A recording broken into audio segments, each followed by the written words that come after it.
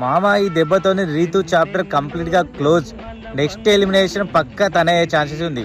ఎందుకంటే ఇప్పటికే big boss house లో ట్రయాంగిల్ స్టోరీ నడిపిస్తున్నందుకు ఇటు డిమన్ పవన్ తోని ఇటు కళ్యాణ్ తోని ట్రయాంగిల్ స్టోరీ నడిపిస్తుంది కదా, దాని గురించే సోషల్ మీడియా మొత్తం పిచ్చి ట్రోలింగ్ చేస్తున్నారు. ఇది ఇట్లా ఉండంగా తన గాశారం పాడగాను ఏం జరిగిందంటే తన అసాంఘిక కార్యక్రమాల వీడియోలు ఫుటేజ్ అన్ని బయటపడింది.